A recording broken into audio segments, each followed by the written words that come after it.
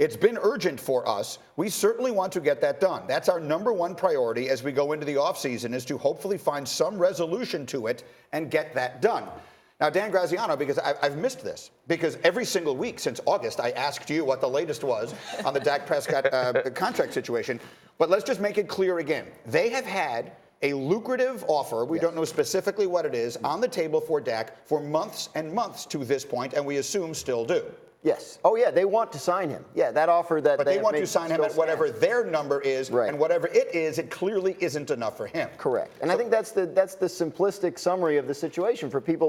Why hasn't it gotten done? It's pretty simple. They have a number they haven't wanted to go over. He has a number he hasn't wanted to go under. Whatever that difference is has to be broached before anything can get done, and nothing has happened to make anybody move. Once Dak Prescott was willing to play out this season on a $2 million salary, the leverage shifted toward him, or at least didn't move toward the team.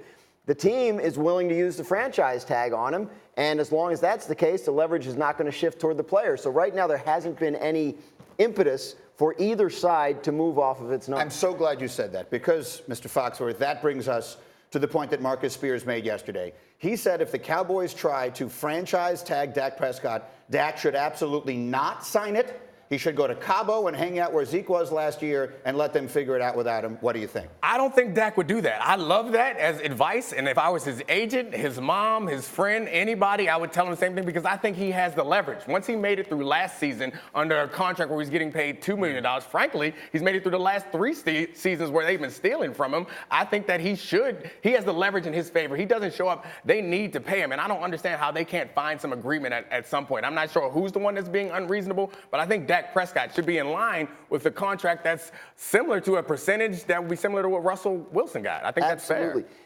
When Zeke Elliott held out, that got him his deal. That made him the highest paid running back. They didn't want to do that. He showed them, here's what life is going to look like without me. They said, all right, fine, you win. Yeah. If Dak Prescott did that, I think the Cowboys probably would give him what he wants. The other part is this, though. There is an amount of money that Dak Prescott can walk into a room and ask for that's stupid.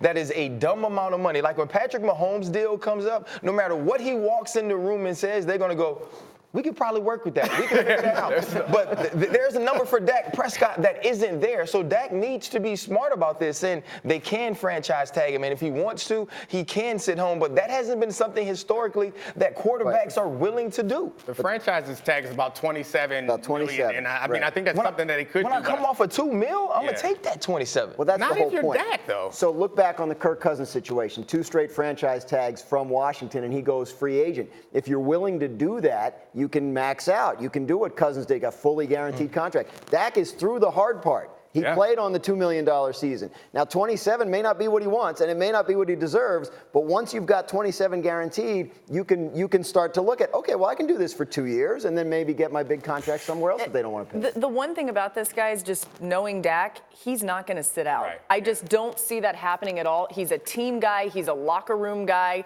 And say what you want. I mean, the man could get his own money, but either way, he's going to put team first, which opens up a whole other can of worms. And they know that, though. Like, you know the bird that you're dealing with, and if they're not going to fly away, you're going to leave the cage open. Thank you for watching ESPN on YouTube. For more sports, highlights, and analysis, be sure to download the ESPN app. And for live streaming sports and premium content, subscribe to ESPN+.